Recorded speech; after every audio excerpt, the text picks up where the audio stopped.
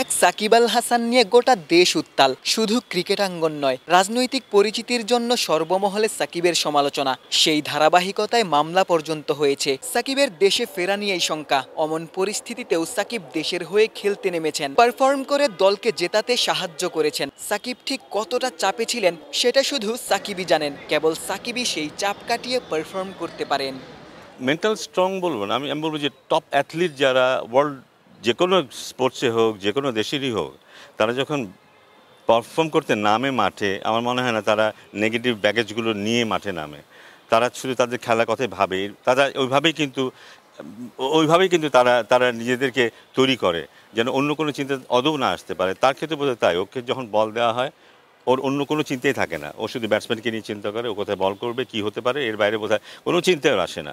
হ্যাঁ, অন্য সময় আসতে পারে, কিন্তু যখন বল হাতে পায় এবং বল করতে যায়, আমার মনে হয় না অন্য কোনো চিন্তা ওর মাথায় কাজ করে।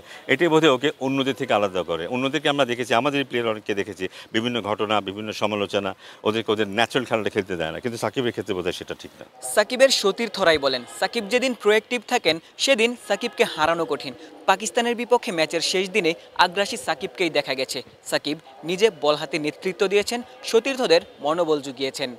সাকিবের বোলিংয়ের মধ্যে আমরা দেখি সাকিব লেফট হ্যান্ডেড ব্যাটসম্যানের বিরুদ্ধে যখন বল করে সে কমফোর্টেবল ফিল করে না, কিন্তু কালকে সেটা দেখিনি। কিন্তু একটা প্রপার টেস্ট বোলার যেভাবে বোলিং করে সে সেভাবে কিন্তু বোলিং করেছে কিন্তু, এবং তার নিজের উপর যে আস্থা আছে when it comes to bowling, সে দারুণ একটা আস্থা নিয়ে বল করেছে, ডানহাতি বামহাতি সব ধরনের সিচুয়েশনেই।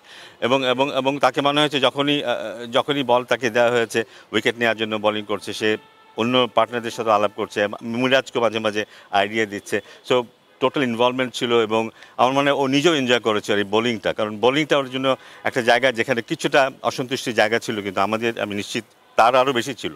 সো আমার মনে হয় যে এখান থেকে একটা সন্তুষ্টি ও পেয়েছে, এবং এই কনফিডেন্সটা যদি নিয়ে সামনে যদি খেলতে পারে, যদি সুযোগ পায়, সেটা ওর কাজে আসবে। সাকিবের রাজনৈতিক পরিচয়ের জন্য দেশের অনেকেই সাকিবের বিপক্ষে অবস্থান করছেন। তবে রাজনৈতিক পরিচয়ের আগে সাকিব একজন ক্রিকেটার। বাংলাদেশ ক্রিকেট বোর্ড নিশ্চিতভাবেই সাকিবের পাশেই অবস্থান করবে।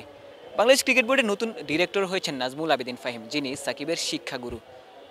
এমন কঠিন পরিস্থিতিতে নাজমুল আবেদিন ফাহিমকে পাশেই পাচ্ছেন সাকিব। আমার তো দুইটা রোল আছে ওর সাথে। আমি বোর্ডের থেকে আমি কোনো কথা বলিনি, বাট আমি ওর ওর ওর মেন্টর হিসেবে, ওর কোচ হিসেবে আমি কথা বলেছি, ওর পারফরমেন্স নিয়ে নিয়ে এগুলি কথা বলেছি। সেটার সাথে বোর্ডের কোনো সম্পর্ক নেই। সো ওইটা আমি ওই রোলটা প্লে করেছি ওখানে, ওই যে কীভাবে কী করলে ভালো করতে পারবে সেটা নিয়ে আলাপ হয়েছে। শেরেবাংলা জাতীয় ক্রিকেট স্টেডিয়াম থেকে ক্যামেরায় আমিনুল ইসলাম সুজনের সঙ্গে গোলাম সারোয়ার, ক্রিকেট 97।